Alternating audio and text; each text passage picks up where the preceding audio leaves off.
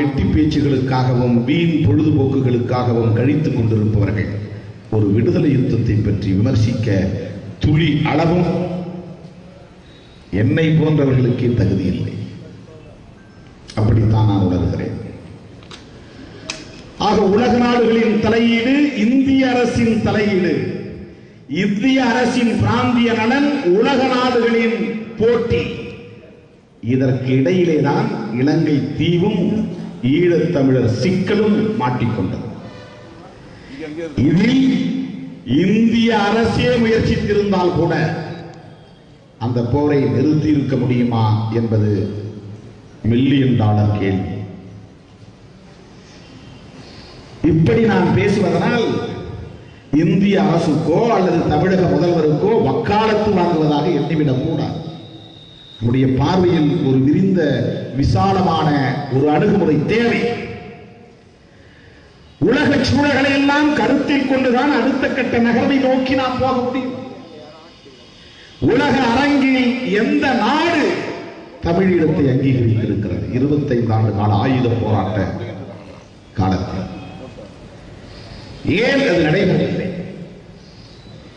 இந்தியாவில் தமிழ்நாட்டை தவிர வேறு எந்த மாநிலத்தை சார்ந்தவரும் இதை பற்றி மனிதாபிமான அடிப்படையில் கூட ஏன் பேசவில்லை? ஒரே ஒரு மாநிலத்தில் ஒரே ஒரு மனித உரிமை அமைப்பு கூட மனித உரிமைகள் அங்கே ரசிக்கப்படுகின்றன என்கிற பெயரில் கூட ஆந்திராவிலோ கேரளாவிலோ கர்நாடகாவிலோ ஒரு போராட்டம் நடக்கவில்லையே, யாரும் ஒரு அறிக்கை வெளியிடவில்லையே. தமிழ்நாட்டில் நான் சொன்னதை போல காங்கிரஸ் ஈழத்திற்கு எதிரானது, புலிகளுக்கு எதிரானது. கம்யூனிஸ்டுகள் புலிகளுக்கு எதிரானவர்களோ இல்லையோ, ஈழத்திற்கு எதிரானவர்கள். அவர்கள் ஈழத்தை ஏற்றுக்கொள்ளவில்லை. இடது கம்யூனிஸ்ட், வலது கம்யூனிஸ்ட். அதிமுக, எம்ஜிஆர் தலைமையிலான அதிமுக இந்திரா காந்தி காலத்திலே ஆதரித்தது. இந்திராவும் ஆதரித்தார், எம்ஜிஆரும் ஆதரித்தார். அப்போது இந்திய அரசு எதிராக இருந்திருந்தால் எம்ஜிஆர் எப்படி இருந்திருப்பார் என்று சொல்ல முடியாது. இந்திய அரசு ஆதரித்தது, அதனால் எம்ஜிஆர் ஆதரித்தார். எம்ஜிஆர் அள்ளி கொடுத்தார் என்று எல்லோரும் பெருமையாக சொல்லுகிறோம். இந்திய அரசு சொல்லித்தான் அள்ளி கொடுத்தார். இந்திய அரசுக்கு தெரிந்துதான் 4 கோடி ரூபாய் கொடுத்தார், தெரியாமல் பல கோடி கொடுத்தார். அது வேறு. ஏனென்றால் அன்றைய சூழல் இந்தியாவே ஆதரித்தது ஜெயவர்த்தனாவை எதிர்ப்பதற்காக. ஆகவே எம்ஜிஆருக்கு அது சிக்கல் இல்லாமல் இருந்தது. ஆக எம்ஜிஆர் அதிமுக ஆதரித்தது. எம்ஜிஆருக்கு பிறகு ஜெயலலிதா தலைமையிலான அதிமுக என்றைக்காவது ஒரே ஒரு நாள் மறந்தாவது ஈழத்தை ஆதரித்து அறிக்கை விட்டதுண்டா? விடுதலை புலிகளை ஆதரித்ததுண்டா? தமிழ்நாட்டிலே மிகப்பெரிய கட்சிகளாக இருக்கிற இந்த கட்சிகள் அனைத்தும் ஈழத்திற்கும் புலிகளுக்கும் எதிராக அந்த ஆதரவை பெற முடியவில்லை. திமுக ஈழ தமிழர்களை ஆதரிக்கிறது. மலர்ந்தால் ஈழத்தை ஆதரிக்கும், இல்லை என்றால் இல்லை. இதுதான் திமுக நிலைப்பாடு. ஈழ தமிழர்களை ஆதரிக்கிறோம். ஒருவேளை மலர்ந்தால் ஈழத்தை வரவேற்போம். இதுதான் திமுக நிலைப்பாடு.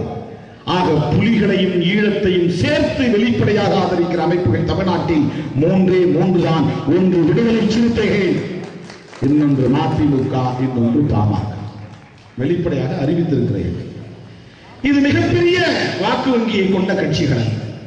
திமுக ஆதரவில்லை, அதிமுக ஆதரவில்லை, காங்கிரஸ் ஆதரவில்லை, இடதுசாரிகள் ஆதரவில்லை.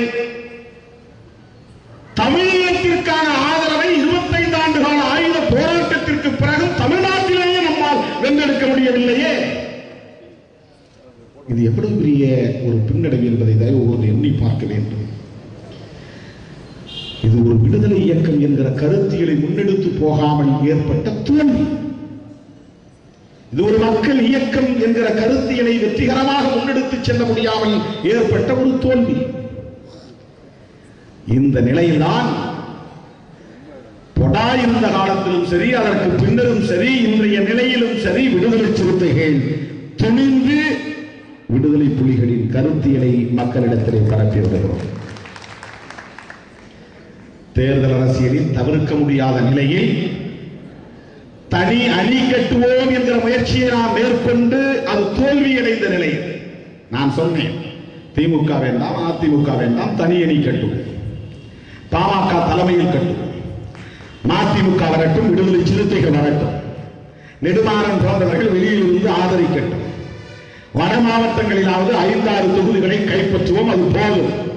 ஒரு 5 நாடாளுமன்ற உறுப்பினர்கள் நாடாளுமன்ற அவைக்கு போனால் கட்டாயமாக நம்மால் அதை ஒரு தேசிய பிரச்சனையாக கொண்டு வர முடியும்.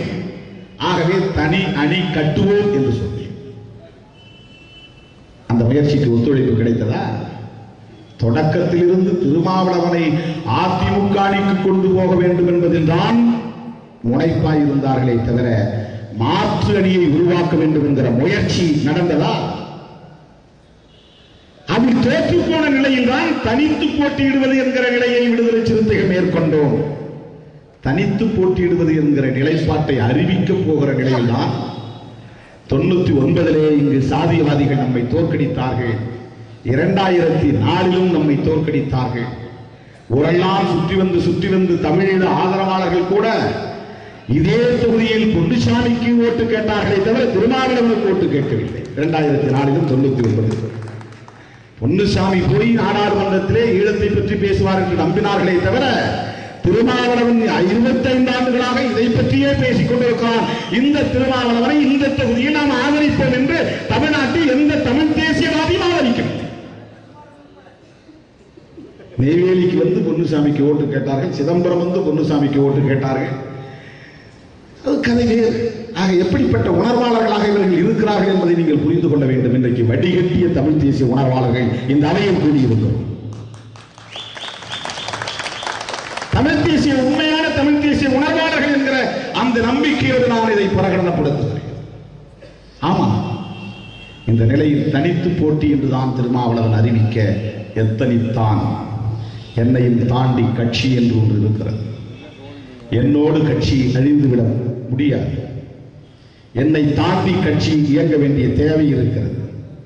என் தலைமுறையை தாண்டி இந்த இயக்கம் ஒடுக்கப்பட்டவர்களை அரசியல் சக்தியாக அணிதிரட்ட வேண்டிய தேவை இருக்கிறது. ஆகவே 99 தோற்று போனோம், 2004 தோற்று போனோம், 2004 தோற்கடிக்கப்படுவோம். தனித்து நின்றால் 99 2.25 லட்சம் ஓட்டு, 2004 2.5 லட்சம் ஓட்டு, 2009 கூடுதலாய் வேண்டுமானால் ஒரு 5000 10,000 ஓட்டு வரலாம். வெற்றி பெற முடியாது. ஆக அணி எதுவாயிருந்தாலும் அதை பற்றி கவலைப்படாமல் ஏதாவது ஒரு கூட்டணியிலே நிற்க வேண்டும், அதுதான் முக்கியமானது என்று கட்சி சொன்னபோது விடுதலை சிறுத்தைகள் எங்கள் அணியில்தான் இருக்கிறார்கள் என்று அன்றைய காலையில் திராவிட முன்னேற்ற கழக தலைவர் தமிழக முதல்வர் அவர்கள் செய்தியாளர்களிடத்திலே சொல்லுகிறார். அந்த சூழலில் தான் மீண்டும் அந்த கூட்டணியில் இடம்பெற்று விடுதலை தம்பி புறப்படு, நீ தலை நிமிந்து புறப்படு, அண்ணே திருமா பேர சொல்லி நீ தீப்பிழம்பா கிளம்பிடு.